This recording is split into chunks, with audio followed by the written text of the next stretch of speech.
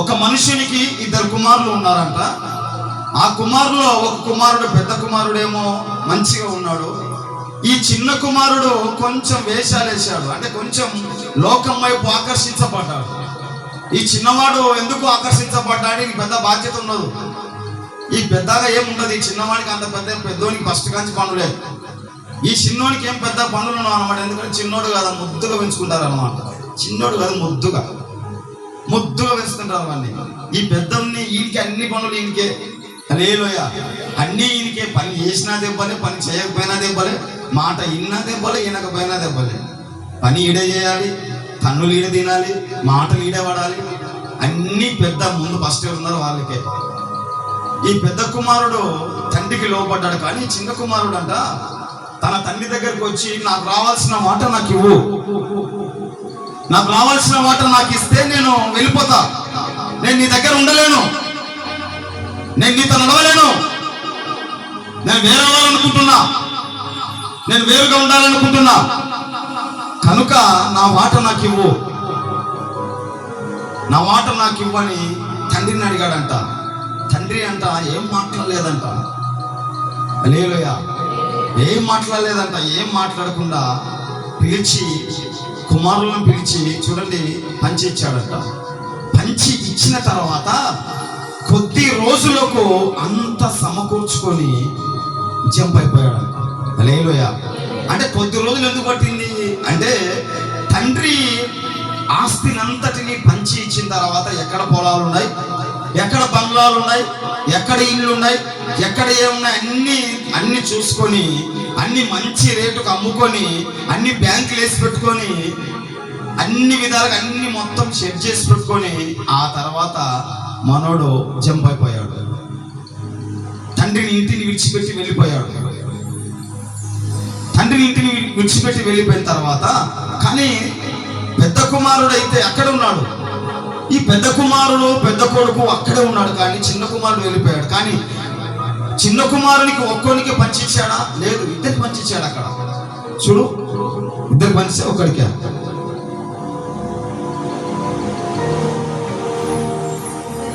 12వ వచనం చదువమ్మా. అలా చూస్తావు, వారిలో చిన్నవాడు తండ్రి ఆస్తిలో నాకు వచ్చు భాగం ఇమ్మని తన తండ్రిని అడగక అతడు వారికి తన ఆస్తిని పంచి పెట్టెను. అతడు అనగా తండ్రి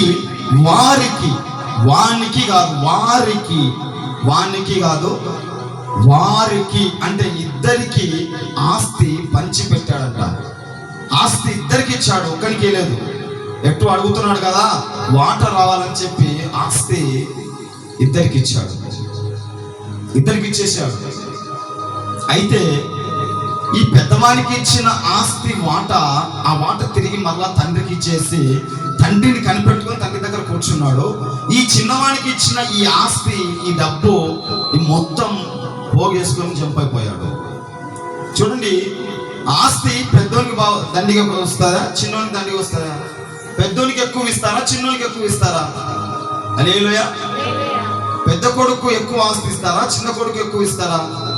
పెద్ద కొడుకు ఒక భాగమా 2 భాగాలు ఎగస్ట్ ఇచ్చేది. హల్లెలూయా. ఏమ్మా ఎప్పుడు చూడలేదా మీరు? పెద్ద కొడుకు ఎగస్ట్ ఇస్తారా, ఇయ్యారా?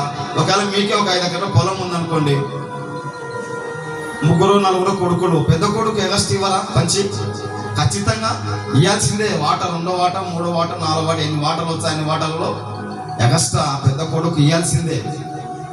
అలాగున పెద్ద కొడుకు ఎక్కువ వాటర్ వచ్చింది, ఎక్కువ ఆస్తి వచ్చింది.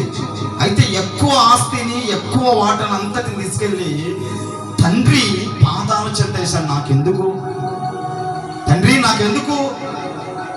నాకెందుకయ్యా?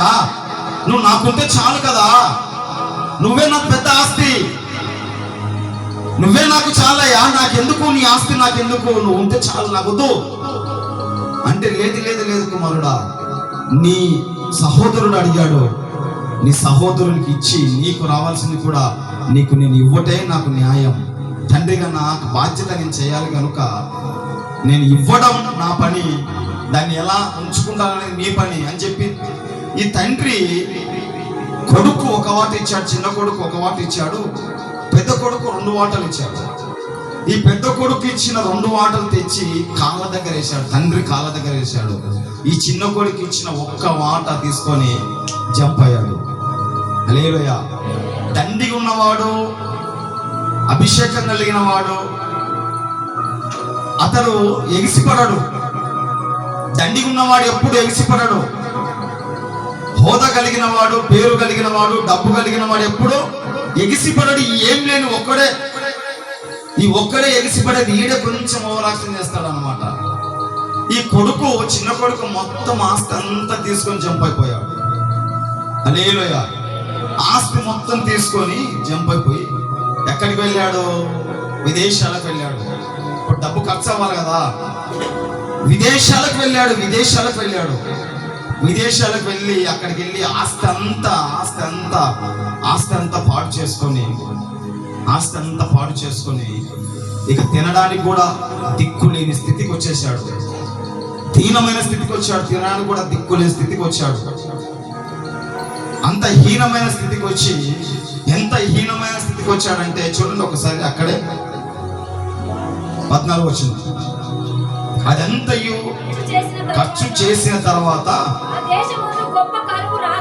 ఆ దేశమందు గొప్ప కరువు రాగా వాడు ఇబ్బంది పడసాగి వెళ్ళి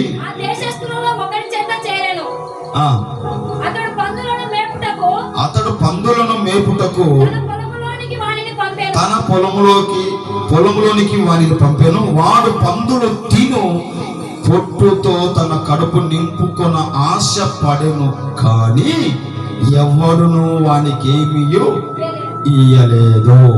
హల్లెలూయా. Note this point. లాస్ట్ కంట ఎంత దిగజారాడంటే, పందుల దగ్గరికి వచ్చి పందులు తినే పొట్టన తిందామని అంత స్థితికి దిగజారాడంట. కానీ దీనికంట ఎవడును ఆ పందులు తినే పొట్టు కూడా కొంచెం కూడా వేయలేదంట. పొట్టు కూడా పుట్టలేదంట. అంటే ఎంత స్థితికి దిగజారాడు. పందుల దగ్గరికి వచ్చాడు. పంది దేనికి సాదృశ్యం? పంది శపించబడిన దానికి సాదృశ్యం. అంటే శపించబడిన స్థితికి వచ్చాడు. ఏమీ తినడానికి కూడా లేని అంత దరిద్ర స్థితికి వచ్చేసాడు. దరిద్ర స్థితికి వచ్చేసి అప్పుడు అనుకున్నాడు, తిరిగి నా తండ్రి దగ్గరికి వెళ్తే పోయింది కదా, అక్కడ చాలా మంది పనివాళ్ళు ఉన్నారు, తిరిగి మరలా నేను నా తండ్రి దగ్గరికి వెళ్తే సరిపోతుంది కదా, తిరిగి మరలా నా తండ్రి దగ్గరికి వెళ్తే బాగుండేది కదా అని అనుకొని ఆ తండ్రి దగ్గరికి వెళ్తున్నాడు. వెళుతూ ఉండగా ఆ తండ్రి అంట దూరం నుంచి చూసి పరిగెత్తుకుంటూ వచ్చాడంట. హల్లెలూయా. దూరం నుంచి చూసి పరిగెత్తుకుంటూ వచ్చి వాటేసుకొని ముద్దు పెట్టుకున్నాడంట. ఎంత ప్రేమ కదా తండ్రిది. దేవుని నామానికి మహిమ కలుగును గాక. ముద్దు పెట్టుకొని వారిని అంతా ఇంట్లోకి తీసుకెళ్ళాడంట. ఆ అబ్బాయిని, ఆ తప్పిపోయిన కుమారుణ్ణి తీసుకొని ఇంట్లోకి తీసుకెళ్ళాడు. ఇక్కడ తప్పిపోయిన కుమారుడు ఎవరు? హల్లెలూయా. ఇక్కడ తప్పిపోయిన కుమారుడు ఎవరు? క్రైస్తవులా? అన్యులా? దేవుని నమ్ముకున్నలా? దేవుని నమ్ముకున్నాడా? మందిరానికి వస్తూ దేవుని గాయపరిచేవాడా? లోకమా? ఇశ్రాయేలు ప్రజల, యూదుల? తప్పిపోయిన కుమారుడు ఎవరు? హల్లెలూయా. చెప్తారా? చాలా మంది చెప్పంగా మీరు ఈ వాక్యాన్ని వినింటారు. అయితే క్వశ్చన్ మార్క్ ఏంటి అంటే, ఇక్కడ తప్పిపోయిన కుమారుడు ఎవరు? సంగమా? క్రైస్తవుల? అన్యుల? ఇశ్రాయేలు ప్రజల? యూదా ప్రజల? ఎవరు చెప్తారు? ఎవరైనా? మీరు చాలాసార్లు వాక్యం వినింటారు, తప్పిపోయిన కుమారుడు. నాకు డౌట్ వచ్చింది, ప్రభు ఈ వాక్యం చెప్పు నువ్వు అన్నప్పుడు నేను అడిగా, నాకు డౌట్ వచ్చింది దీన్ని ధ్యానిస్తున్నప్పుడు. తప్పిపోయిన కుమారుడు ఎవరు ప్రభువా? ఇప్పుడు సంఘానికి వచ్చే వాళ్ళకి అందరికీ, సంఘానికి వస్తున్నా అంటే నీ దగ్గరికి వస్తున్నారు, దేవుని నమ్ముకొని బాప్తిసాలు తీసుకొని మహాపరిశుద్ధులుగా బ్రతుకుతున్నారు. ఈ మహాపరిశుద్ధులకి వాక్యం అవసరం లేదు కదా ప్రభువా, ఎవరు ప్రభువా అని దేవుణ్ణి క్వశ్చన్ వేశా. దేవుణ్ణి అడిగా, ఎవరు ఈ తప్పిపోయిన వారు? హల్లెలూయా. ఎవరు? బాప్తిసం తీసుకున్నలా? ఇశ్రాయేలు ప్రజల? అన్య ప్రజల? వేరే కులస్తుల? వేరే మతస్థుల? ఎవరు? హల్లెలూయా. ఒకసారి బిగ్గర చప్పట్లు కొట్టాలి. ఎవరు? పోతాం బిగ్గర చప్పట్లు కొట్టాలి బిగ్గర. ఎవరు? ఎవరంటారు? చెప్తారా త్వరగా? సంఘమే అన్నవ చేస్తారా? దేవుణ్ణి నమ్ముకొని బాప్తిసం తీసుకొని దేవునికి దూరం అయిపోయిన వారే అని అంటారా? అన్నో చేస్తాను. ఎవరు కాదా? బాప్తిసం తీసుకొని దేవునికి దూరంగా బ్రతికే వాళ్ళైనా తప్పిపోయిన కుమారులు అంటారా? ఒకవేళ వాళ్ళే అన్న అంటే చేస్తారు కాదా? ఇజ్రాయేల్ ప్రజల చెప్తారా మీరు? ఎవరైనా? ఎవరు? నేనా?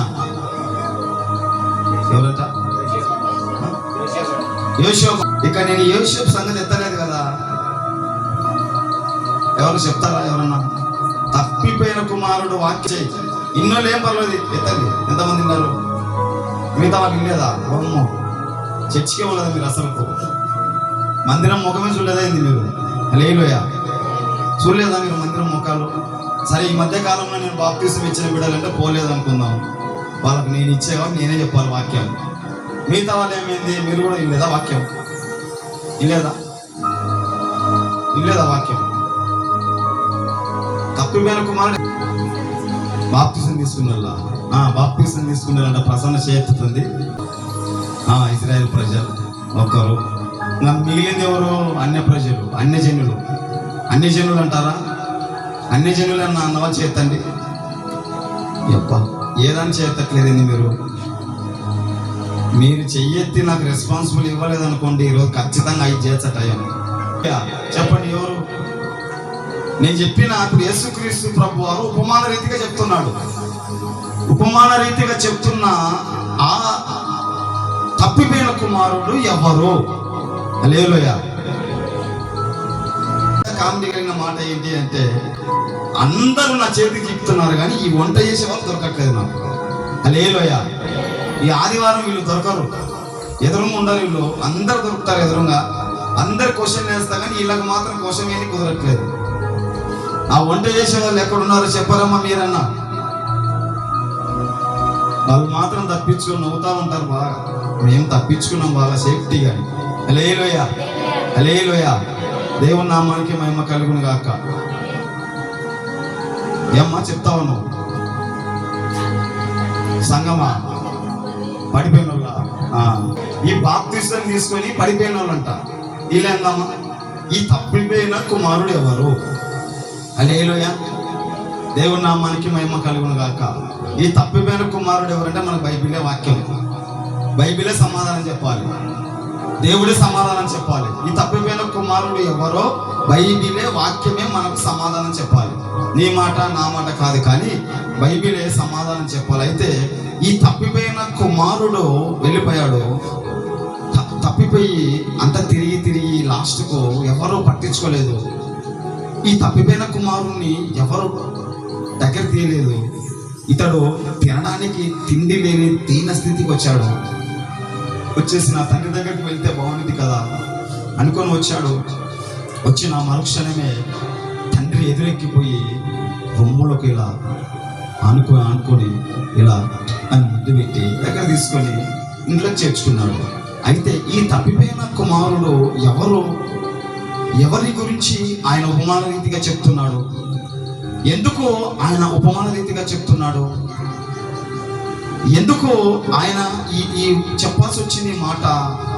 ఈ కథ చెప్పాల్సి వచ్చింది? ఈ ఉపమానం ఎందుకు చెప్పాల్సి వచ్చింది ఆయన? హల్లెలూయా. దేవుని నామానికి మహిమ కలుగును గాక. ఆమేన్. అయితే చూడండి, ఒక వండర్ఫుల్ మాట మీకు చూపిస్తా. ప్రసంగి గ్రంథం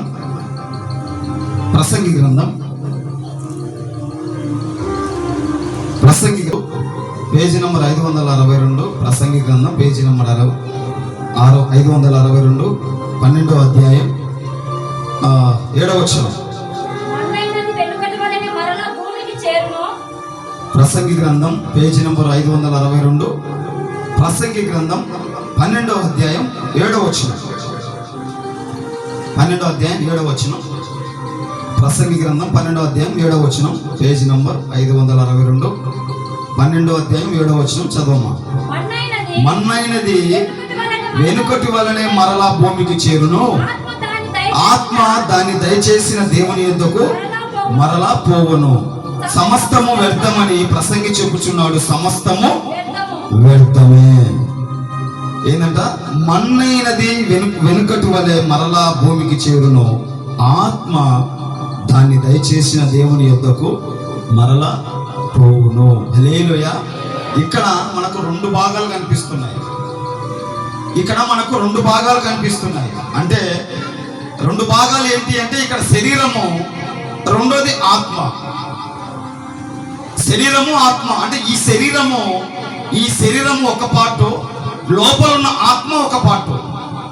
ఈ లోపల ఉన్న ఆత్మ పని చేయడానికి, ఈ లోకంలో మనిషి కదలడానికి, మనిషికి వివేకం కావడానికి, మనిషి ఉండడానికి, జీవించడానికి ఈ ఆత్మ ఈ శరీరానికి అవసరం. అయితే ఇక్కడ రెండు వేరైపోయాయి. ఒకటి శరీరము, రెండు ఆత్మ వేరైపోయింది. అయితే శరీరం ఎక్కడి నుంచి వస్తుందంట? శరీరం అంట మట్టిలోంచి వస్తుందంట. శరీరము భూమి నుంచి వస్తుందంట. శరీరము మట్టిలోంచి పుడుతుందంట. శరీరము మట్టిలోంచి వచ్చింది కనుక ఈ శరీరము తిరిగి మట్టిలోకి వెళ్ళిపోతుందంట. శరీరం మట్టిలో కలిసిపోతుంది. శరీరం మట్టిలోకి వెళ్ళిపోతుంది.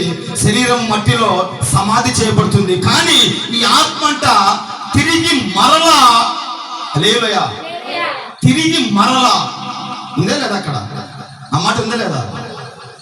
ఆత్మ దాన్ని దయచేసిన దేవుని యొద్దకు మరలా మరలా మరలా మరలా పోవును.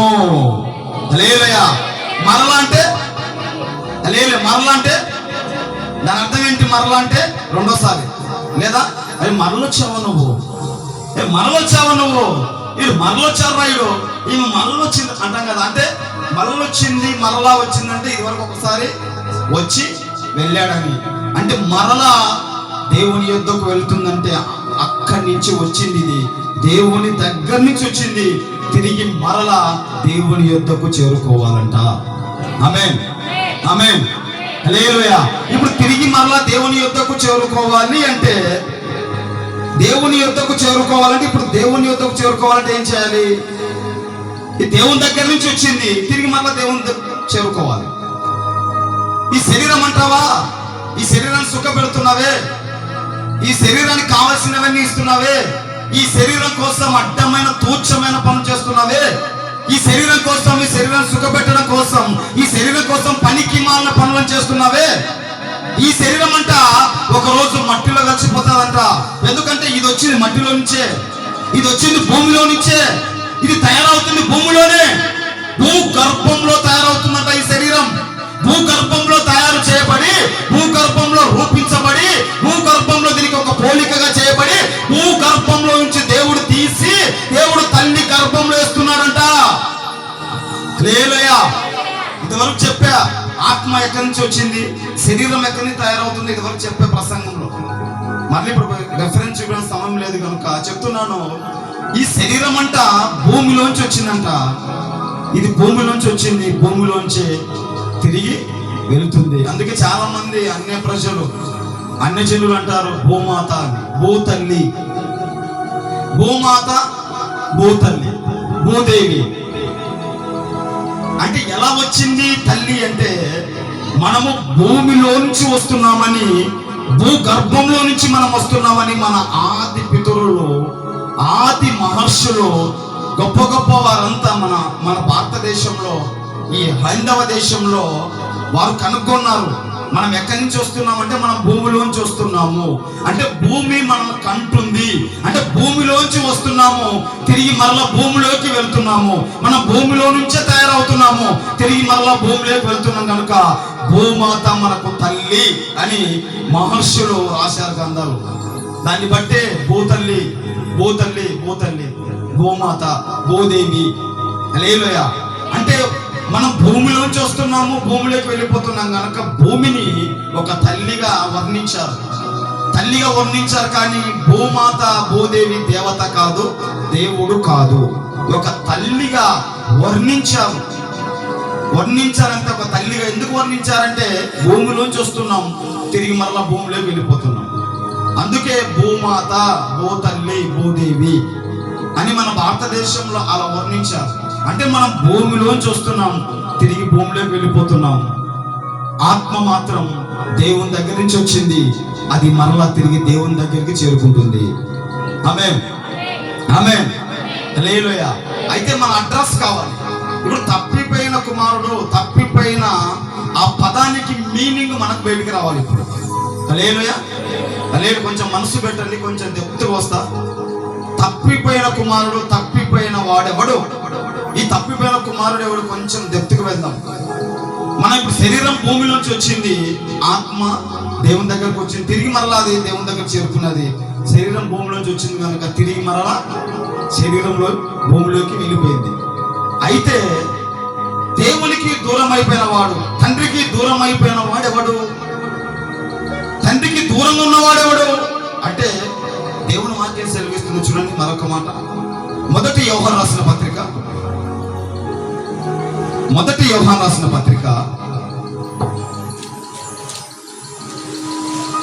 మొదటి యోహాను రాసిన పత్రిక చూడండి. మొదటి యోహాను రాసిన పత్రిక,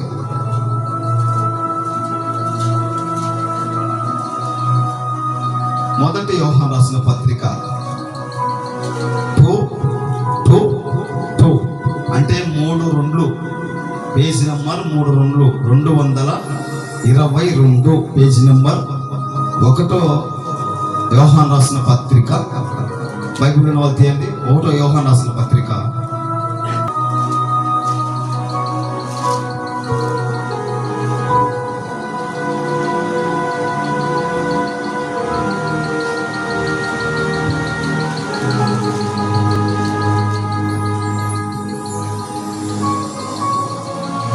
పేజీ నెంబర్ 222, 1 యోహాను రాసిన పత్రిక 3వ అధ్యాయం 4వ వచనం. పాపము చేయు ప్రతివాడును ఆజ్ఞను అతిక్రమించును. ఆజ్ఞ అతిక్రమమే పాపం అంట. పాపం చేయు ప్రతివాడును ఆజ్ఞనంట తిరస్కరిస్తున్నాడంట. ఆజ్ఞను తిరస్కరించేవాడు అనగా ఆజ్ఞ అతిక్రమమే పాపం అంట. ఇప్పుడు పాపం చేసిన వాడు పాపం చేస్తూ పాపంలో ఉంటూ పాపం చేసిన వాడు దేవునికి ఎంత మాత్రం దగ్గరగా ఉండలేడు, దేవునితో ఎంత మాత్రం ఉండలేడు, దేవునికి ఎంత మాత్రం దగ్గర కాలేడు, దేవుడిచ్చే అద్భుతాలు, దేవుడిచ్చే స్వస్థతలు పొందుకోలేడు. ఎందుకంటే వీడు పాపంలో ఉన్నాడు, వీడు పాపంలో పొర్లుతున్నాడు, వీడు పాపంలో పంది పొర్లుతూనే ఉన్నాడు. ఈ పాపంలో ఉన్నవాడు దేవునికి దూరంగా ఉంటాడు తప్ప దేవునికి దగ్గర కాలేడు. ఎందుకంటే ఆజ్ఞ అతిక్రమమే పాపం, ఆజ్ఞ అతిక్రమమే పాపం. ఈ పాపం చేసిన వాడు దేవుని ఆజ్ఞను, దేవుని వాక్యాన్ని తిరస్కరించిన వాడు, దేవుని వాక్యాన్ని కాళ్ళతో తొక్కిన వాడు, లోకాన్ని ప్రేమించిన వాడు, లోకాన్ని హత్తుకున్నవాడు, పాపం చేసిన వాడు దేవునికి దగ్గర కాలేడు, దేవునికి దగ్గరగా ఉండలేడు. ఎందుకంటే దేవుని ఆజ్ఞను తిరస్కరించాడు, దేవుని ఆజ్ఞను తోసివేశాడు, తండ్రి ఆజ్ఞను తోసివేశాడు, తండ్రి ఆజ్ఞను తిరస్కరించాడు, తండ్రి నుంచి వేరయ్యాడు. అక్కడ ఆ కుమారుడు తండ్రి నుంచి వేరయ్యాడు, ఇక్కడ ఈ కుమారులు తండ్రి నుంచి వేరవుతున్నారు. దేవుని నుంచి పాపం చేసి దేవుని నుంచి రావాల్సిన మహిమను, దేవుళ్ళో ఉన్న శక్తిని, దేవుళ్ళో ఉన్న మహిమను, దేవుళ్ళో ఉన్న తేజస్సును పొందుకొని ఈ లోకంలో జ్యోతుల వల్ల బ్రతకాల్సిన వాడు దేవునికి దూరం అయిపోతున్నాడు, దేవునికి దూరంగా బ్రతుకుతున్నాడు. ఎందుకంటే అతిక్రమించాడు, ఆజ్ఞను తిరస్కరించి పాపం చేసి దేవునికి దూరం అయిపోయాడు. అక్కడ ఆ కుమారుడు ఎలా దూరం అయిపోయాడో ఇక్కడ ఆజ్ఞను అతిక్రమించి దేవునికి దూరం అయిపోతున్నారు. హల్లెలూయా, హల్లెలూయా. ఇప్పుడు ఈ వాక్య ప్రకారం తప్పిపోయిన కుమారుడు ఎవరంటారు? హల్లెలూయా. ఎవరు ఎవరు ఎవరు నేను 2 రెఫరెన్స్ చూపించా. ఎక్కడి నుంచి వచ్చాము, తిరిగి అక్కడికి వెళ్ళిపోయాం. మట్టి మట్టిలోంచి వచ్చాం కనుక శరీరం మట్టిలోకి వెళ్ళిపోయింది, ఆత్మ దేవుని దగ్గరికి వెళ్ళి నిలబడుతుంది. అది ఇక్కడ ఏ భేదం లేదు, అందరు పాపం చేశారు, ఆజ్ఞని అతిక్రమించి పాపం చేశారని చెప్తున్నాడు. అయితే పాపం చేసిన వాడెవడు? బాప్తిసం తీసుకొని దేవుణ్ణి మోసం చేసిన వల్ల, ఆ దేవుణ్ణి ఎరగక వాళ్ళకి ఇష్టం వచ్చిన భక్తి చేసుకుంటూ, వాళ్ళకి ఇష్టం వచ్చినట్టుగా విగ్రహారాధన చేసుకుంటూ నిజమైన దేవుణ్ణి మర్చిపోయి దేవునికి దూరంగా బ్రతికే వాళ్ళ, లేకపోతే ఇజ్రాయేలు ప్రజల, యూదుల, లేకపోతే సంగమా? ఇక తప్పిపోయిన కుమారుడు ఎవరు? హల్లెలూయా. ఎవరంటారు? ఎప్పుడైనా చెప్తారా? గట్టిగా ఒకసారి బిగ్గర చప్పలు కొట్టాలి. హల్లెలూయా. బిగ్గర కూడా చప్పలు కొట్టాలి, బిగ్గర.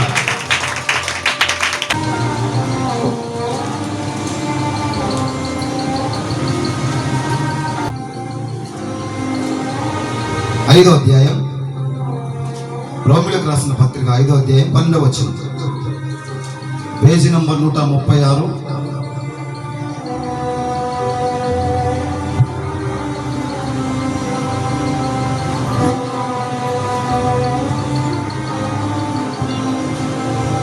పేజీ నంబర్ 136, పేజీ నంబర్ 136, రోమిలకు రాసిన పత్రిక 5వ అధ్యాయం 12వ వచనం. ఇట్లుండగా ఒక మనుషుని ద్వారా పాపము ద్వారా మరణమును లోకంలో ఎలాగు ప్రవేశించను, అలాగుననే మనుషులందరూ పాపం చేసినందున మరణం అందరికీ. ఇప్పుడు ఇక్కడ మరణం అందరికి వచ్చేసిందంట. అంటే ఇట్లుండగా ఒక మనుషుని ద్వారా పాపము ద్వారా మరణమును లోకంలోకి ఏలాగు ప్రవేశించను, అలాగునే మనుషులందరూ పాపం చేసినందున మరణం వచ్చేసింది. హల్లెలూయా. ఇప్పుడు దేవునికి దూరం చేసేది ఏది? ఒక మాట, దేవునికి దూరం చేసేది ఏది? అసలు దేవుడు ఏమై ఉన్నాడు? దేవుడు ఎలా ఉన్నాడు అంటే బైబిల్ చెప్తుంది, దేవుడు పరిశుద్ధుడు అంట. దేవుడు పరిశుద్ధుడు. దీవారాత్రులు రాత్రి పగలు మానక యెహోవా పరిశుద్ధుడు పరిశుద్ధుడు పరిశుద్ధుడు పరిశుద్ధుడని కొన్ని కోట్ల దేవదూతల చేత ఆయన నిత్యం అమరత్వంలో మహామహిమలో ఉన్నాడు ఆయన. అంటే దేవుడు పరిశుద్ధుడు. దేవుడు పరిశుద్ధుడైనప్పుడు దేవుని దగ్గరకు వచ్చే వాళ్ళు పరిశుద్ధంగా ఉండాలి. ఈ పరిశుద్ధత లేకుండా, పరిశుద్ధతను విడిచిపెట్టి దేవునికి వేరైపోయే వాళ్ళందరూ పాపం చేసిన వారు. ఒక మనుషుని ద్వారా లోకంలోకి పాపం వచ్చేసిందంట. ఒక మనుషుని ద్వారా పాపం లోకంలోకి వచ్చేసి, ఆ పాపం ద్వారా మనుషులందరూ పాపంగా ఎంచబడ్డారంట. ఆ పాపం ద్వారా మరణము వచ్చేసిందంట. హల్లెలూయా. ఒక మనుషుని ద్వారా పాపం వచ్చింది, పాపం ద్వారా మరణం వచ్చింది. అంటే మనిషి పాపం చేసి దేవునికి దూరం అయిపోతున్నాడు. మనిషి పాపంలో బ్రతుకుతూ దేవునికి దూరం అయిపోతున్నాడు. హల్లెలూయా. హల్లెలూయా. మనిషి పాపం చేసి దేవునికి దూరం అవుతున్నాడు. మనిషి పాపంలో బ్రతుకుతూ దేవునికి దూరం అయిపోతున్నాడు. ఒక మనిషి ద్వారా, అంటే ఆదాము ద్వారా, అందరికి పితరుడైన ఆదాము ద్వారా, ఆ ఆదాము ద్వారా ఈ లోకంలోకి పాపం వచ్చేసింది. ఈ లోకంలోకి పాపం వచ్చేసింది. ఈ పాపాన్ని సపోర్ట్ చేసుకొని ఈ పాపము ద్వారా మరణం వచ్చేసింది లోకంలోకి. హల్లెలూయా. ఎలా మరణం వచ్చిందంటే, ఆదాముకు ఒక మాట చెప్పాడు దేవుడు, ఆదాము ఇది నువ్వు చెయ్యొద్దు, ఇది చెయ్యొద్దని దేవుడు ఆజ్ఞ వేశాడు. ఆజ్ఞను తిరస్కరించాడు కనుక ఆజ్ఞ అతిక్రమమే పాపమైంది. ఎప్పుడైతే ఆజ్ఞను తిరస్కరించాడో, ఎప్పుడైతే పాపం చేశాడో, ఆ పాపం ద్వారా లోకంలోకి మరణం వచ్చేసింది. పాపం ద్వారా, మరణం ద్వారా మనిషి దేవునికి దూరం అయిపోతున్నాడు. హల్లెలూయా. హల్లెలూయా. ఇందులో క్రైస్తవుడు అని చెప్పడానికి లేదు, ఇందులో ఇశ్రాయేలు ప్రజలు చెప్పడానికి వీల్లేదు, ఇందులో అన్యుడని చెప్పడానికి వీల్లేదు. ఎందుకంటే ప్రతి మనిషి మట్టిలోంచి వచ్చాడు. ప్రతి మనిషి మట్టిలో తయారు చేయబడ్డాడు. ప్రతి మనిషి భూగర్భంలోంచి వచ్చాడు. ప్రతి ఒక్కడు భూమి నుంచి వచ్చాడు. ప్రతి ఒక్కరి ఆత్మ దేవుని దగ్గరకు వచ్చింది, తిరిగి మళ్ళా దేవుని చేరుకుంటుంది. కనుక ప్రతి ఒక్కడు దేవుని పిల్లలే, ప్రతి ఒక్కడు దేవుని చేత ఏర్పరచబడిన వాళ్ళే. వీడు అన్యులని లేదు, ఇశ్రాయేలు లేదు, క్రైస్తవులు లేదు, సంఘమని లేదు, వాడని వీడని ఎవ్వడు లేడు. అందరూ దేవుని పిల్లలే.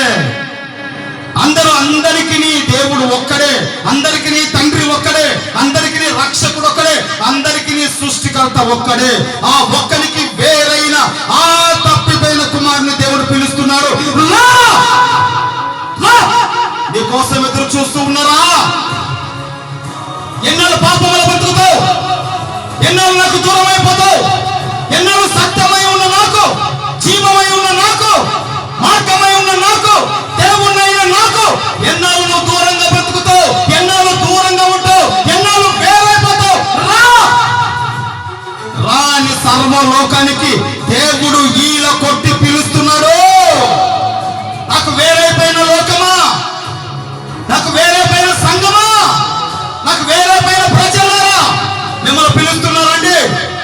మీకు దేవుడన్న నేనే, రక్షకుడు నేనే, మార్గము నేనే, జీవము నేనే, సర్వాధికారి నేనే, సర్వ సంపదలు కలిగిన దేవుడను నేనే. నా యొద్దకు రా, నా యొద్దకు రా, రా రా అని పిలుస్తున్నాడు ఆయన. సర్వలోకాన్ని పిలుస్తున్నాడు ఆయన. ఈ లోకమంతా దేవునికి దూరం అయిపోయింది. మనుషులంతా దేవునికి దూరం అయిపోయారు. మనుషులంతా దేవునికి దూరంగా బ్రతుకుతున్నారు. అందరూ దూరం అయిపోయారు. అందరూ పాపం చేశారు. అందరూ దేవుని మహిమకు వేరైపోయారు.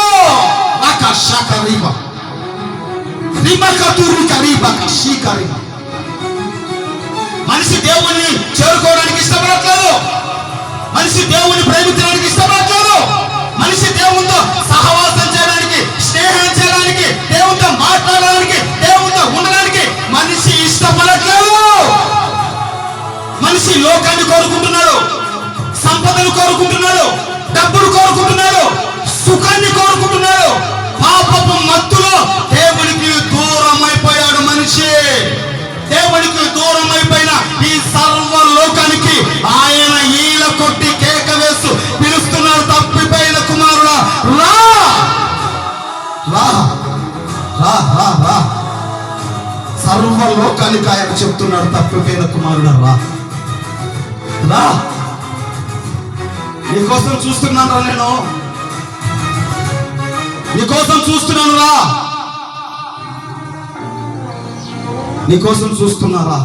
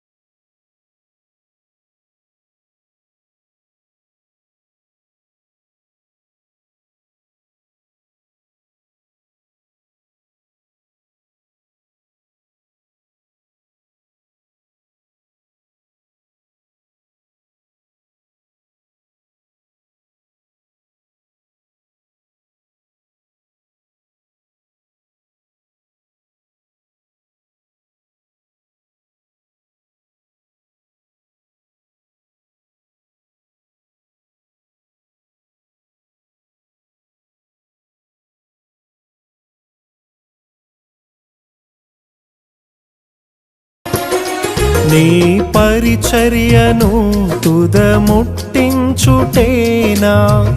నియమమాయనే నీ సన్నిధిలో నీ పొందుకోరి నీ స్నేహితుడనైతిని నీ పరిచర్యను తుదముట్టించుటేనా నియమమాయనే నీ సన్నిధిలో నీ పొందుకోరి స్నేహితుడనైతిని ఆహా నా ధన్యత ఓహో నా భాగ్యము ఏమని వివరింతును ఏమని వివరింతును ఆహా నా ధన్యత ఓహో నా భాగ్యము ఏమని వివరింతును ఏమని వివరింతును నేనెందుకని నీ సొత్తుగా మారితిని యేసయ్యా నీ రక్తము చే కడుగబడినందునా నీ అనాది ప్రణాళికలో హర్షించెను నా హృదయ సీమా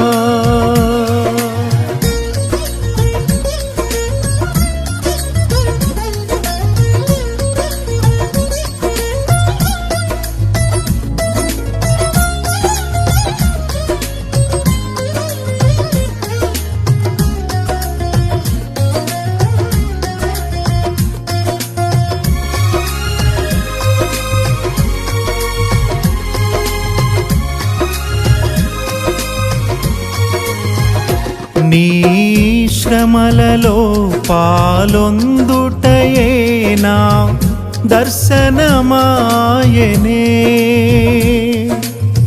నా తనువందున శ్రమలు సహించి నీ వారసుడనైతిని నీ శ్రమలలో పాలొందుటయేనా దర్శనమాయనే నా తనువందున శ్రమలు సహించి వారసుడనైతిని ఆహా నా ధన్యత ఓహో నా భాగ్యము ఏమని వివరింతును ఏమని వివరింతును ఆహా నా ధన్యత ఓహో నా భాగ్యము ఏమని వివరింతును ఏమని వివరింతును నేనెందుకని నీ సొత్తుగా మారితిని యేసయ్యా నీ రక్తము చే కడుగబడినందునా నీ అనాది ప్రణాళికలో హర్షించెను నా హృదయ సీమా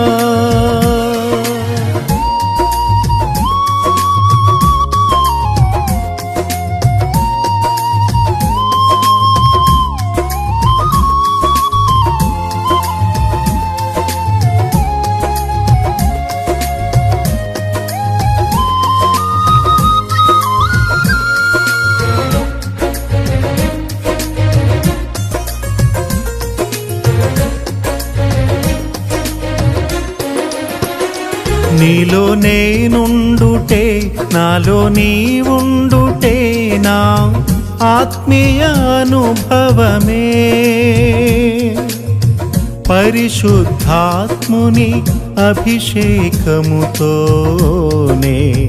పరిపూర్ణత చెందెదా నీలో నేనుండుటే నాలో నీవుండుటే నా ఆత్మీయ అనుభవమే పరిశుద్ధాత్ముని అభిషేకముతోనే పరిపూర్ణత చెందేదా. ఆహ నా ధన్యత, ఓహో నా భాగ్యము, ఏమని వివరింతును, ఏమని వివరింతును. ఆహ నా ధన్యత, ఓహో నా భాగ్యము, ఏమని వివరింతును, ఏమని వివరింతును.